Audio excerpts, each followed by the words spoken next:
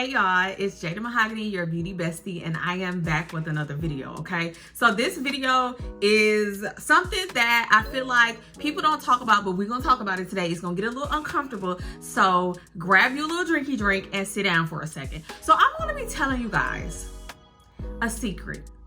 Why your hairstylist or the person that you want to do your hair is not responding to you, is not very responsive. And I'm not talking about, oh, maybe it's taking them 2 days, 3 days to text you back. No. I'm not talking about that. I'm talking about you're texting them, you're sending them messages on social media, and they are literally igging you, like ignoring you, all of that good stuff. So just stay put. Let's get into it. Let's talk about it. I am going to speak from a hairstylist perspective. I am not going to speak from a consumer perspective, from a client perspective, okay? So I hear from new clients sometimes, or maybe old clients that are getting another service, like, oh, the person never responded, oh, they stopped responding, oh, they were responding, then they stopped, or like, oh, they blocked me, because that's a response too, but they're like, oh, they blocked me, or this and the third. One of the main reasons why a person does not respond, a service provider, a hairstylist stops responding to you, is because the lack of reading. Okay, now I'm gonna rewind this. Not only are we the hairstylist, we're like our PR person, we are our own advertisement, we are our own secretary. At times we can be our own accountant. So we're wearing 5 different hats along with our personal lives, being a mom, being a dad, being an aunt, being an uncle, whatever it is. So now you're dealing with that along with being your business, right? And you lay everything out online for your client to see, your future clients to see. You let them know where you're located. You let them know how much the charge is. You let them know if you don't see the service, I don't offer the service. You let them know what hair you need for the style. You let them know, you know, after hours appointments are available. This is how you get the after hours appointments. There's a booking link. There's pictures for them to see. You've created a catalog, i.e. your Instagram, for them to see your work. You put all of that out there, and it's freaking 10 o'clock at night on a school night. Your baby's just got into bed. You just got a chance to sit down, and somebody texts you, or maybe even called you. We'll go as far as to say called you, left you a message saying, "Hi, I'm so and so. How do I go about booking an appointment with you?"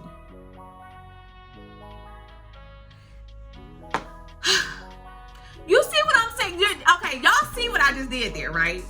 Everything is laid out for y'all on the internet, and you still come back to ask me questions that are laid out for you.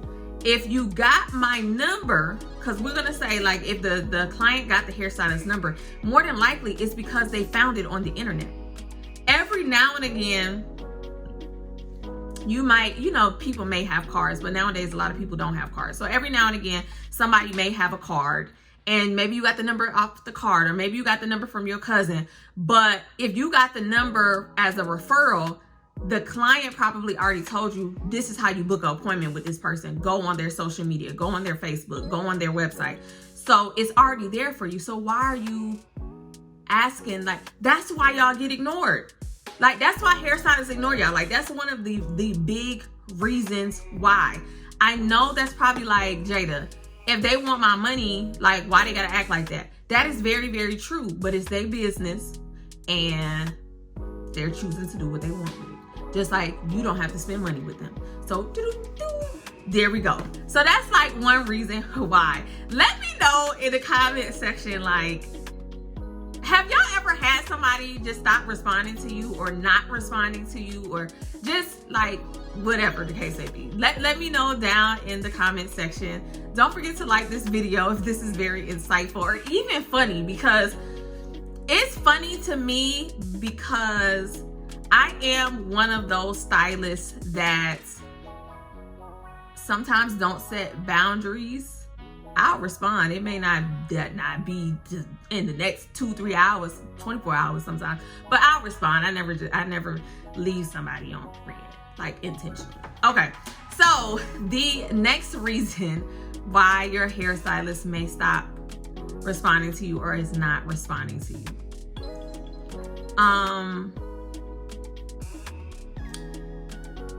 They can stop responding to you because of something that you have said, or maybe they feel like you are going to be difficult. Okay, I am sorry.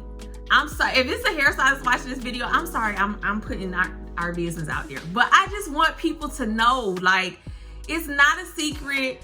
I just hate like when people talk bad about hairstylists, but if some of this stuff really be real life stuff, like, just imagine you're texting a stylist, everything's going good, and maybe you're like, well, how do I make an appointment? The stylist sends you the message and they're like, oh, here's my booking link, all the information is there, please make sure you read my booking instructions, and maybe they got rules or whatever, make sure you read all of that. And the person texts back and they're like, oh, I didn't need all of that, I just needed the booking link. Like, maybe that was harmless on the person's end, but text messages can be perceived any kind of way. So in my mind, in my opinion, it's best to handle text messages how you would send an email. Very like formal business, nothing in between. No LOLs, no emojis, no this, no that, no hun, no bad. Because hairstylists famously like, hi hun, girl, don't call me no hun, okay? My name is Jada, your name is whoever. This is a business transaction. I'm not your hun, I'm not your boo, I'm not your babe. You're not gonna send me a message at 2 o'clock in the morning like, hey boo, I'm so sorry, but I got a stomach ache and I gotta cancel your appointment. No, you're drunk, okay? Y'all know what I'm talking about. That's from a client perspective, but y'all know what I'm talking about. So that could be another reason why. Or like, after you say that and maybe the stylist just send back okay, then you text them again and you're like, well, this is a style I want, what style do I book it under? And maybe in the rules and regulations the stylist said, if you don't see the style offer, I don't do it. Clearly you didn't read it, because now you're asking me another question. Okay, maybe the stylist answered the question. Then the person was like, well, my last stylist, you let me use this and it says that you only work with your hair that you sell. That's when you're gonna get blocked. I'm telling you, the stylist gonna block you, because now it's like one thing after another thing after another thing after another thing after another thing, and it's kind of like that is what's to be expected from them.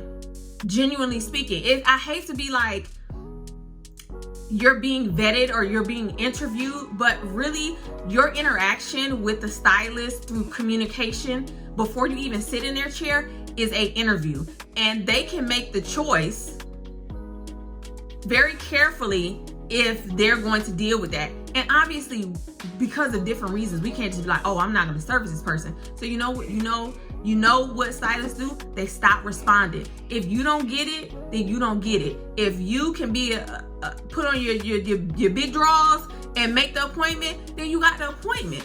But all of that back and forth communication, a lot of people put everything online so they don't have to do that. So that's another reason why you get left on red.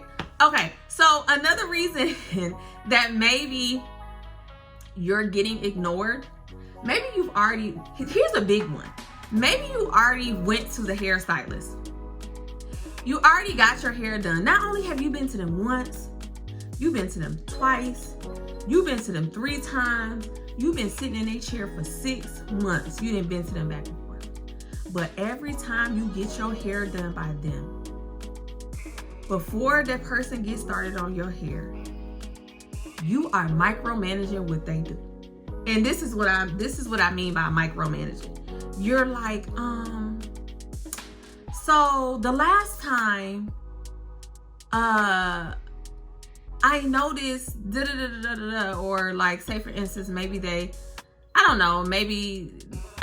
maybe it's a weave. They're like, okay, well, the last time I know I got it this way and I wasn't able to do this particular style, or maybe I wasn't able to scratch my scalp how I wanted to. So I saw this video on Instagram. Can you do it like how this person does it? That stylist ain't that person. Like, yeah, you can show them that, but it's like maybe the stylist does their thing the way they do it because it's the way they want to do it. Like, some stylists are very strict in their craft, meaning once they find a way they like doing something, they're not doing it no other way. And it's nothing that you can say or try to convince them, or they're just like, and they're gonna do how they want to do. Or you can say, okay, well, the last time you left too much baby hair out, or I wasn't able to style my baby hair, and you know, can you leave out a little bit more so I can style it? So you leave out more. Mind you, baby hair is typically not long hair. Maybe that client hairline, all the hair around their hairline is long. So you do what they ask you to. And you style their hair, curl it and swirl it where it looks really good. But then 2 days, 3 days, 4 days pass, they realize, oh, I don't know how to style all this baby hair. This hair long. And then they're calling you and bugging you about, well, you left out too much baby hair. You did that. No, I didn't. You asked me to do that. And that's why a lot of times, like, hairstylists don't steer away from their way of doing things, because listen, are you the stylist or am I the stylist? That's really how you look at it. It's like, are you the stylist or am I the stylist? So if you're the stylist, then you need to do your own hair, or you can take my advice. And if I say, hey, so-and-so, we'll say the person named Brittany. Hey, Brittany, you know, the last time you did ask me to leave out the baby hair, there was an issue, but I'm going to suggest that from here on out, we only leave out your natural baby hair because most of your hairline is full. So unless you're choosing to cut your hair to create baby hair, I think it would just be best if we do this, okay? And a lot of times, some people will agree and be like, okay, and then some people won't. Then we're gonna talk about the people who won't. Then they come back and it's another issue, and they come back and it's another issue. Then as a hairstylist, you're losing your confidence because you're like, why does this person keep coming in my chair if they're never freaking satisfied? You know, that's a real thing. Like, it's even happened to me before where I'm like, there's always an issue. So why are you sitting in my chair? Like, I'm more than likely, I'm probably going to send you a message like, thank you for your business. Thank you so much. I appreciate you, but I feel like you would be best suited for this stylist. And I may refer you to another stylist that I genuinely think that you would be better suited for as a client, where you can get what you're looking for. So that's another reason why you may be getting ignored. Or this is gonna be the last one. This is gonna be number 4. This is the last one. So I feel like most cities now have like a Facebook group, or like a type of group, or Instagram, something where pretty much you post work based on your area. Like, stylists can get in a group and they can post like pictures of their work, or they can say, oh, I got openings for this day. And it's just kind of like a yellow page for service providers in your area: hairstylists, barbers, nail techs, estheticians, that sort of things, right? So say for instance, somebody messages you, I don't know, on Facebook, on Instagram, and they're like, oh, I found you in this group. I wanted to get this and that done. So you go to the group, you click on their name, because we're gonna say Facebook, because like in the area I live in, they use Facebook a lot. So every now and again I'll get Facebook messages. So you go on Facebook, you'll go in a group, you'll find a person, click their name, and you see every week they're asking, who can do this? This is my budget. Who can do this? I'm not paying over this. Who can do this? Who can do my hair for some yamps? If you know, you know. Who can do this? I got an order. If you know, you know. And you decide, nah, this is not the client for me. And you just stop responding. A lot of people will do that. So all I can say is this: you can choose where you spend your money and who you spend your money with. Me personally, I'm not begging nobody and paying them. it ain't happening. So just be mindful of that, and also be mindful if the hairstylist is treating me this way, why should I spend my money with them? Because it's just like they can vet you out and decide that, hey, I don't, in their mind, like, I'm not dealing with that. You can also say, well, if the person doesn't respond in a timely manner, if they're not timely, if they don't have these certain credentials, I'm not going to them either. As you should, clients. You should be the same way. Like, if the client got an attitude while they doing your hair, they yanking your hair this way, yanking it that way, talking on the phone, bad mouthing another client while you sitting in the chair, don't go to them no more.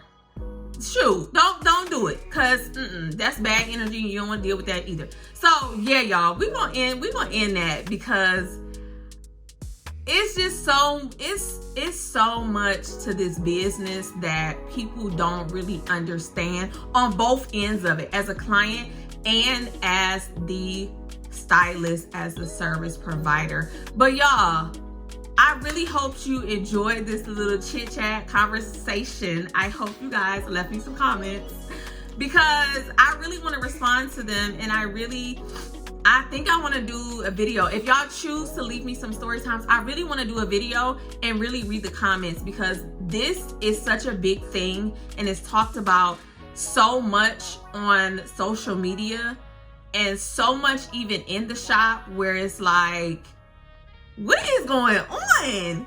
Okay, anyways, like this video, subscribe to my channel so you do not miss any beauty content, and I will see you guys in the next video.